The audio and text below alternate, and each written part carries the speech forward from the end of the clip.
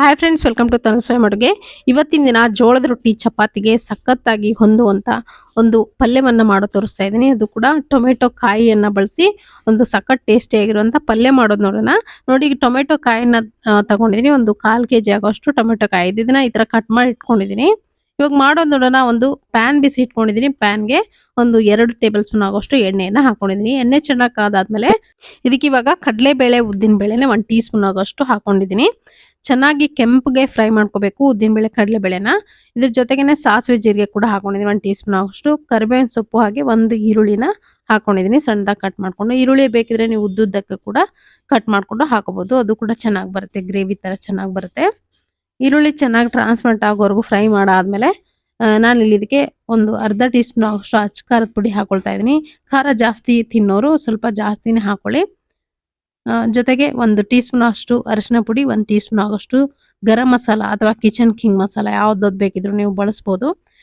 ತುಂಬಾ ಚೆನ್ನಾಗಿ ಬರುತ್ತೆ. ಕಿಚನ್ ಕಿಂಗ್ ಮಸಾಲ ತುಂಬಾ ಚೆನ್ನಾಗಿ ಬರುತ್ತೆ ಟೇಸ್ಟು ಅದನ್ನ ಬಳಸೋದ್ರಿಂದ. ಮಸಾಲೆನ ಎಣ್ಣೆಯಲ್ಲಿ ಫ್ರೈ ಮಾಡ್ಕೊಂಡಾದ್ಮೇಲೆ ನಾನು ಇಲ್ಲಿ ಮಸಾಲೆ ಖಾರವನ್ನ ಹಾಕೊಳ್ತಾ ಇದ್ದೀನಿ. ಈ ಮಸಾಲೆ ಖಾರದ ರೆಸಿಪಿ ನಿಮ್ಗೆ ಬೇಕಂದ್ರೆ ಕಾಮೆಂಟ್ ಮಾಡಿ, ಖಂಡಿತ ನಾನು ಮಾಡೋದು ತೋರಿಸ್ತೀನಿ. ಉತ್ತರ ಕರ್ನಾಟಕ ಸ್ಪೆಷಲ್ ಮಸಾಲೆ ಖಾರ ನೆಕ್ಸ್ಟ್ ವಿಡಿಯೋಸ್ಗಳಲ್ಲಿ ನಾನು ಹಾಕ್ತೀನಿ, ನೋಡಿ ತಪ್ಪದೇನೆ. ತುಂಬಾ ಚೆನ್ನಾಗಿರುತ್ತೆ. ನೀವು ಕೂಡ ಒಂದ್ಸರಿ ಮಾಡ್ಕೊಂಡು ಸ್ಟೋರ್ ಮಾಡಿ ಇಟ್ಕೋಬಹುದು. ಇವಾಗ ನೋಡಿ, ಕಟ್ ಮಾಡಿ ಇಟ್ಕೊಂಡಿದ್ದ ಟೊಮೆಟೊ ಹಾಕೊಂಡಿದ್ದೀನಿ. ಅದ್ರ ಮೇಲ್ಗಡೆ ಸ್ವಲ್ಪ ಉಪ್ಪನ್ನ ಹಾಕೊಂಡಿದ್ದೀನಿ. ಬೇಗನೆ ಬೇಯುತ್ತೆ ಉಪ್ಪು ಹಾಕೋದ್ರಿಂದ. ಹಾಕೊಂಡು ನೋಡಿ ಚೆನ್ನಾಗಿ ಮಿಕ್ಸ್ ಮಾಡ್ಕೋಬೇಕು. ಮಸಾಲೆ ಎಲ್ಲ ಇದ್ರ ಜೊತೆಗೆ ಹಿಡ್ಕೊಳ್ಳೋವರೆಗೂ. ಇದಕ್ಕೆ ನೀವು ಹುಚ್ಚಳ ಪೌಡರ್ ಇದ್ರೆ ಹುಚ್ಚಳ ಪೌಡರ್ ಕೂಡ ನೀವು ಇಲ್ಲಿ ಹಾಕೋಬಹುದು. ತುಂಬಾ ಚೆನ್ನಾಗಿ ಬರುತ್ತೆ ಗ್ರೇವಿ. ಅದಷ್ಟೇ ಅಲ್ಲದೆ ಮತ್ತೊಂದು ಸೀಕ್ರೆಟ್ ಇಂಗ್ರೀಡಿಯೆಂಟ್ ಇದೆ. ಅದನ್ನ ಈ ರೆಸಿಪಿಗೆ ಮುಖ್ಯವಾಗಿ ಹಾಕ್ಲೇಬೇಕು. ಹಾಕಿದಾಗಲೇ ತುಂಬಾನೇ ಚೆನ್ನಾಗಿ ಬರುತ್ತೆ ಟೇಸ್ಟು. ಇಲ್ಲ ಅಂದ್ರೆ ಅಷ್ಟು ರುಚಿಯಾಗಿ ಬರಲ್ಲ. ಟೊಮೆಟೊ ಕಾಯಿ ಏನಾದರೂ ಸಿಕ್ಕರೆ ಇದನ್ನ ಖಂಡಿತವಾಗ್ಲೂ ನೀವು ಮನೆಯಲ್ಲಿ ಮಾಡ್ಕೊಳ್ಳೇಬೇಕು. ಇದೇ ವಿಧಾನದಲ್ಲಿ ಮಾಡ್ಕೋಬೇಕು ನೋಡಿ. ಸ್ವಲ್ಪ ನೀರನ್ನ ಸೇರಿಸ್ಕೊಂಡಿದ್ದೀನಿ, ಬೆಲ್ಲ ಹಾಕೊಂಡಿದ್ದೀನಿ. 1 ಟೀ ಸ್ಪೂನ್ ಆಗೋಷ್ಟು ಬೆಲ್ಲ ಹಾಕೊಂಡು ಚೆನ್ನಾಗಿ ಮಿಕ್ಸ್ ಮಾಡ್ಕೋಬೇಕು. ನೋಡಿ, ಈ ತರ ಮಿಕ್ಸ್ ಮಾಡ್ಕೊಳ್ತಾ ಬೆಲ್ಲವನ್ನ ಕರಗಬೇಕು.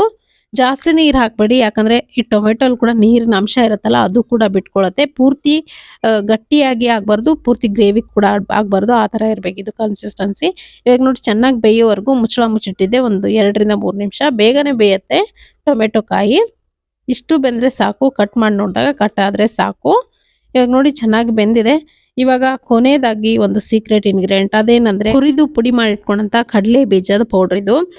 ಇದನ್ನ 1 ಟೇಬಲ್ ಸ್ಪೂನ್ ಆಗೋಷ್ಟು ಹಾಕೊಂಡಿದ್ದೀನಿ. ಯಾವುದೇ ವೆಜಿಟೇಬಲ್ಸ್ ಪಲ್ಯಗಳಾಗ್ಲಿ ಈ ಕಡಲೆ ಬೀಜದ ಪುಡಿನ ಹಾಕಿದ್ರೆ ತುಂಬಾ ರುಚಿ ಬರುತ್ತೆ. ಟೇಸ್ಟ್ ಗ್ರೇವಿ ಕೂಡ ಆಗುತ್ತೆ. ಒಂದ್ಸರಿ ನೀವು ಮಾಡಿ ಡಬ್ಬದಲ್ಲಿ ಮಾಡಿಟ್ಕೊಂಡ್ರೆ ಫ್ರಿಜ್ ಅಲ್ಲಿ ಇಟ್ಟು ಬಳಸಬೇಕು. ಹೊರಗಡೆ ಇಟ್ಟರೆ ಸ್ವಲ್ಪ ಹುಳ ಬೇಗನೆ ಹಿಡಿಯುತ್ತೆ, ಯಾಕಂದ್ರೆ ಕಡಲೆ ಬೀಜದ ಪುಡಿ ಆಗಿರೋದ್ರಿಂದ. ನೀವು ಯಾವಾಗ ಬೇಕಿದ್ರೂ ಬಳಸ್ಬೋದು. 1 ಸ್ಪೂನ್ ಹಾಕಿದ್ರೆ ಸಾಕು, ತುಂಬಾ ಚೆನ್ನಾಗಿ ಗ್ರೇವಿ ಆಗುತ್ತೆ. ಚಪಾತಿ ರೊಟ್ಟಿಗೆಲ್ಲ ಒಂದು ಒಳ್ಳೆ ಕಾಂಬಿನೇಷನ್ ಅಂತ ಹೇಳ್ಬೋದು. ಕೊನೆದಾಗ ಸ್ವಲ್ಪ ಕೊತ್ತಂಬರಿ ಸೊಪ್ಪನ್ನು ಕೂಡ ಹಾಕೊಂಡು ಮಿಕ್ಸ್ ಮಾಡ್ಕೊಂಡಿದ್ದೀನಿ. ರೊಟ್ಟಿ ಚಪಾತಿಗೆ ಒಳ್ಳೆ ಕಾಂಬಿನೇಷನ್. ಖಂಡಿತ ಈ ರೆಸಿಪಿ ಇಷ್ಟ ಆಗಿದ್ರೆ ಲೈಕ್ ಮಾಡಿ.